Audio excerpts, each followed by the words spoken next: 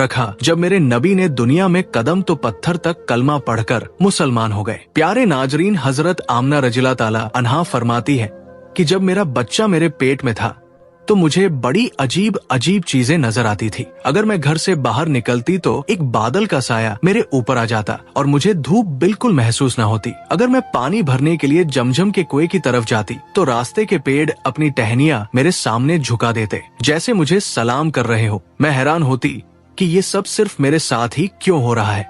जब मैं जमजम के कुएं के पास पहुंचती तो नीचे का पानी अपने आप ऊपर आ जाता और बिल्कुल मंडेल तक भर उठता। फिर मैं अपने हाथों से ही बाल्टी पकड़कर पानी निकाल लेती। मक्का की औरतें मुझे कुएं के पास रोक लेती और जाने ना देती। वो कहती, ए आमना, तुम थोड़ी देर और यही खड़ी रहो, वरना तुम्हारे जाने से पानी वापस नीचे चला जाएगा और हमें पानी भरने में बहुत मुश्किल होगी। इसी तरह हजरत आमना फरमाती है कि मैं सुना करती थी कि जब बच्चा पेट में होता है तो माँ को बहुत तकलीफें झेलनी पड़ती है। कभी हाथ पांव में दर्द, कभी सर दर्द, कभी उल्टी, कभी बुखार और कभी चिड़चिड़ापन। ये सारी बातें सुनकर मैं सोचती कि अजीब है, मुझे तो पूरे 9 महीनों में कोई तकलीफ नहीं हुई। यहाँ तक कि जब तक मेरा बच्चा पेट में रहा मुझे सर दर्द तक ना हुआ। हजरत आमना को अजीब अजीब ख्वाब भी आते थे। वो फरमाती है कि जब मैं रात को सोती तो मुझे ख्वाब आता कि मेरे जिस्म के अंदर से एक नूर निकला है और उसने पूरी दुनिया को रोशन कर दिया है।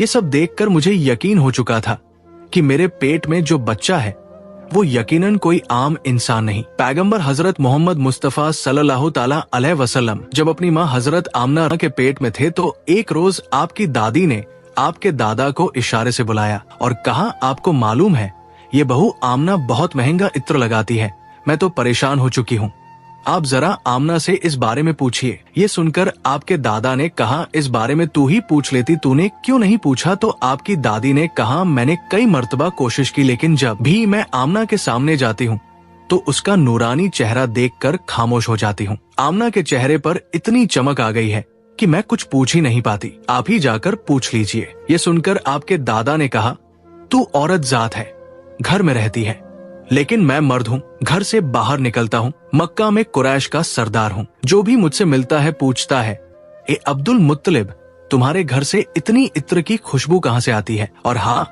एक अजीब बात यह है कि इत्र की खुशबू वहीं से आती है जहाँ आमना जाती है। अगर आमना रसोई में जाती है तो खुशबू वहीं से आती है, अगर गुसल खाने में जाती है तो खुशबू वहीं से आती है, अगर बैठकी में जाती है तो खुशबू वहीं से आती है। और ये कोई मामूली इत्र नहीं है, ना इराक का ना मिस्र का, ये तो कोई खास ही इत्र है। इसके बाद आपके दादा हजरत अब्दुल मुत्तलिब ने हिम्मत की